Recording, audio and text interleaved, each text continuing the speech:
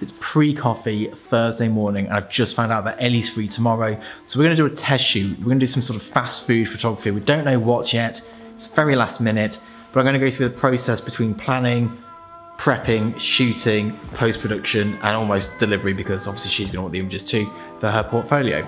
So a lot of you asked me exactly how we go through this process. We're gonna try and document it and put it in some sort of vlog, and hopefully it's not too long, but it gives you enough information. So as you can see, I'm still set up for filming videos yesterday. I've got all my kit out, all my backgrounds out that I've been delivering. The whole studio is a bomb site, as you've probably come to expect by now. It's always a bomb site. First thing I'm gonna do, blitz the place, get it ready for tomorrow, and then we'll start worrying about what we're shooting.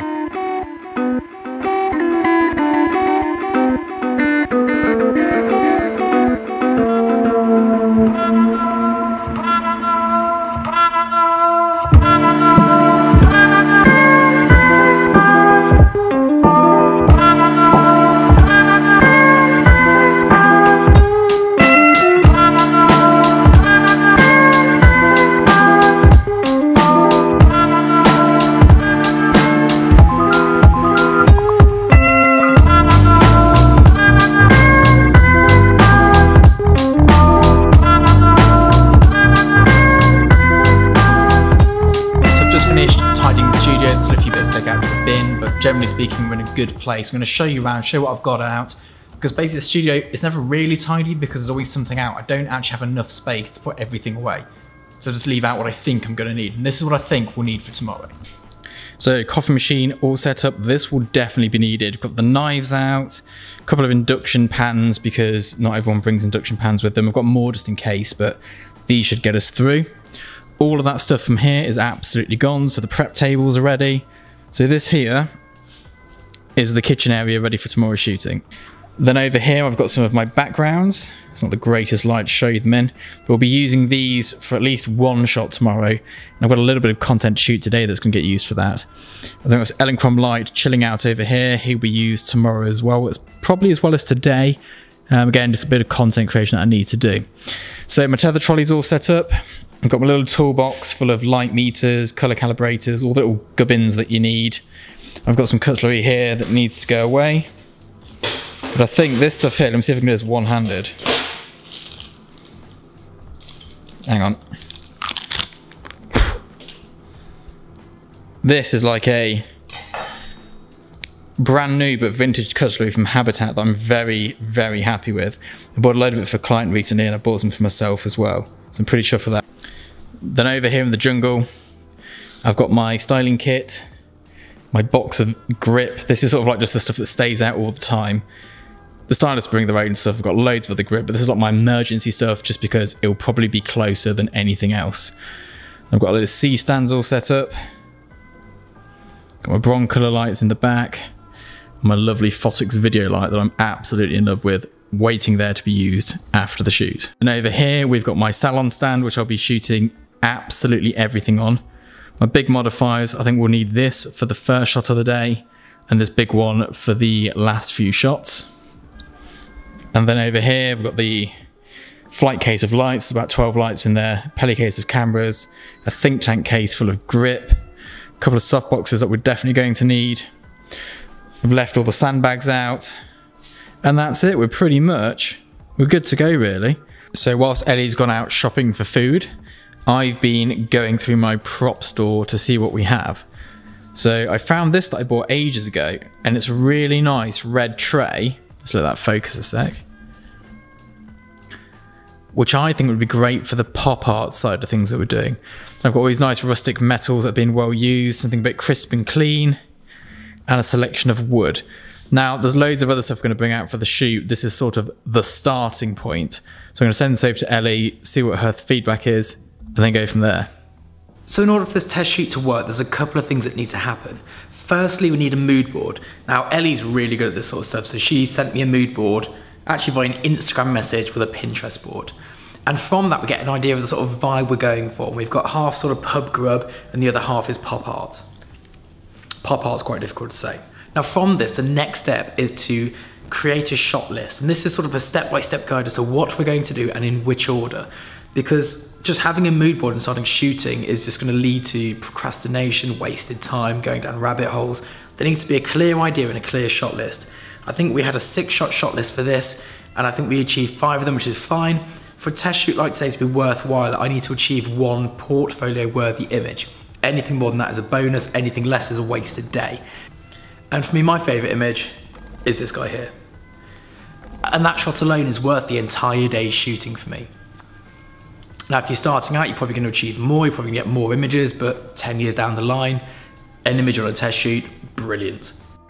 So here we are, we're in. I've just set up my time lapse.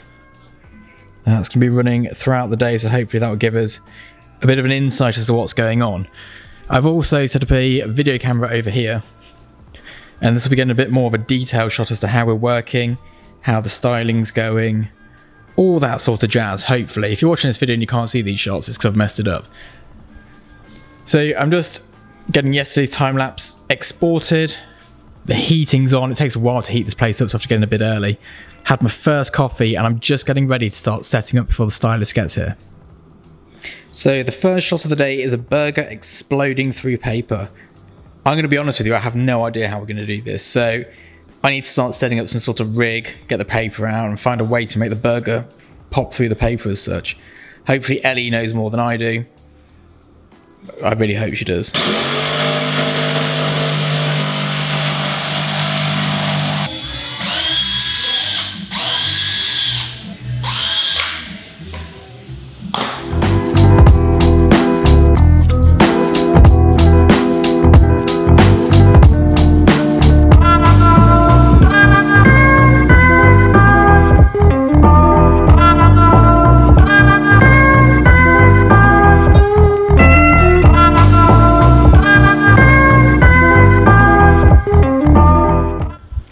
So I've just dimmed the studio lights because it's monitor calibration time. So I'm using the, let's see if I can focus on that, the Spider 5. I'll pop a link in the description to this. So I'm using that, and alongside that, autofocus is not happy here.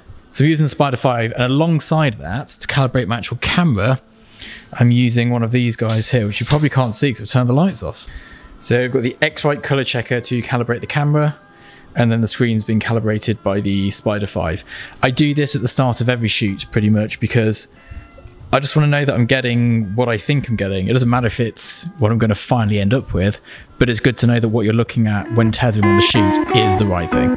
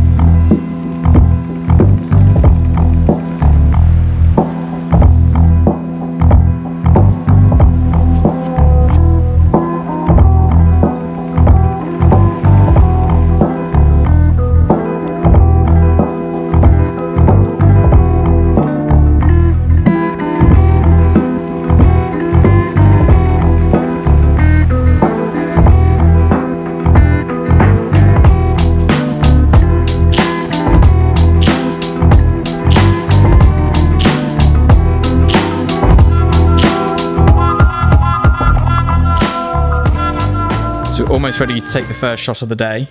It's being lit by a 8-foot parabolic from camera left. And then we've just got, it's actually black on this side, but it's white on the other side. And a little white card down here. We're shooting on the 100mm Milvus on a 5DS. And there's the burger.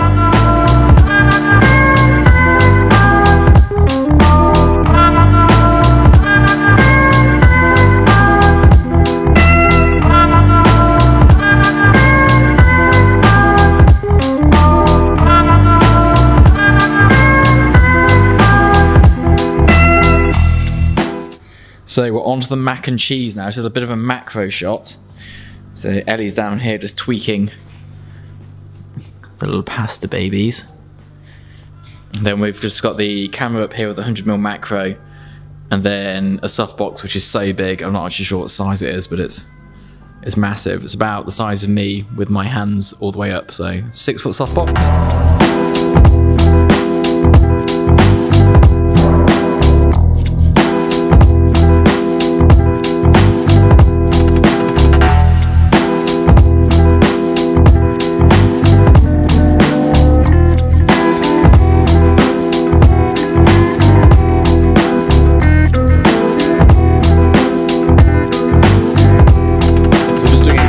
Shot of some chips.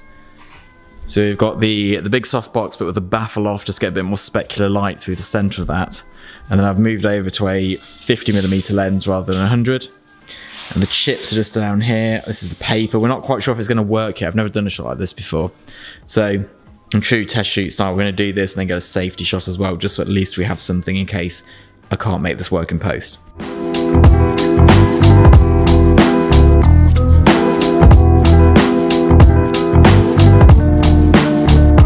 So we're just packing down from this one here. It's a bit of work in post, but as a safety measure, we're just going to clear this now and go for a solid blue background so it mimics the burger shot, which should look quite cool in our portfolios, having those two next to each other. So the chips by themselves, that's a creaky chair, looked a bit awful.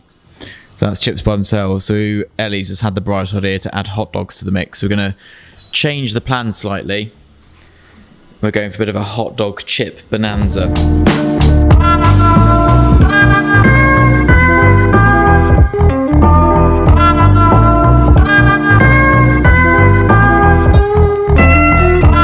Just finished our final draft of the chip shop, which now has hot dogs as well, so we've killed 2 birds with 1 stone. Just gone down here on this blue background, 50mm lens, and then we've got a Pulso head with a big spill kill on it, being wrapped around by a massive softbox. With the baffle removed so it's specular to sort of match the specular insides of the broncolor head.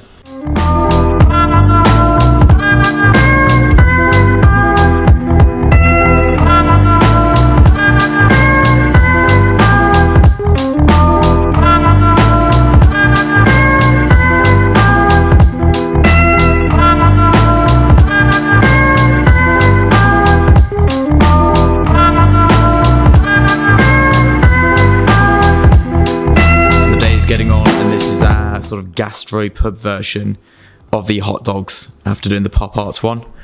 And really simple setup, big softbox on its side, so rectangle, and we're flagging it off with a big bit here, and then just bouncing some more lighting with these cards. It's a simple 1 light setup and a 50mm lens up here, and that's it. It looks pretty good to me.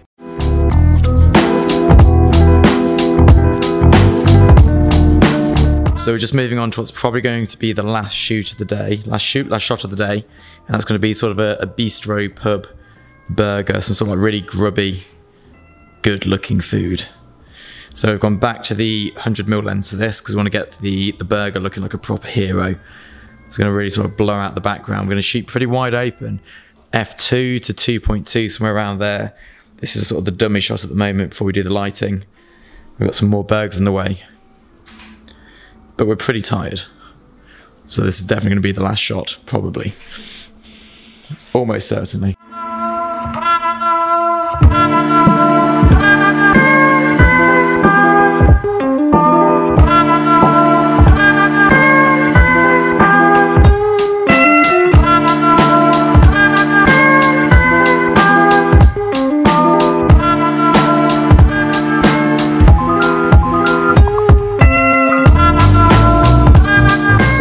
Almost completely voiceless, but this is the burger shot we've just finished.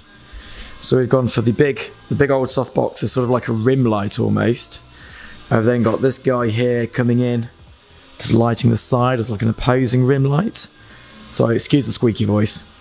I've then got a bounce card here, a scrim over here, and then a extremely tight broncolor gridded light over here, which is actually lighting the meat on the burger and giving it all of that specular goodness. Especially, see if I can zoom in here. when we zoom in and it's like listening on the meat, that's from that particular light there.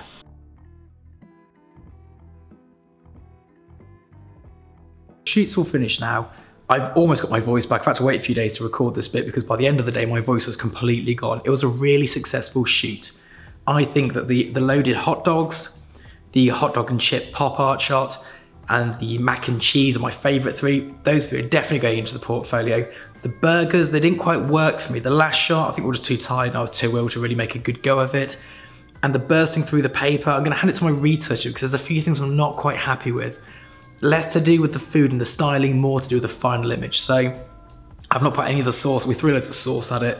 It needs somebody who knows how to retouch to go through. I'm not happy with the colour and the luminosity of the reds in the tomato sauce compared to the mustard. It's just not quite right for me. But if I get there, it'll be on my Instagram page, so do go and check that out. My next step is as follows. I've already backed up my work. It's on my working drive, which is the orange one you'll see me all the time with. It's gone to my main drive and it's gone to my archiving drive. So they're all safe. They're all backed up to a cloud as well, so we've got more copies than anyone ever needs to have.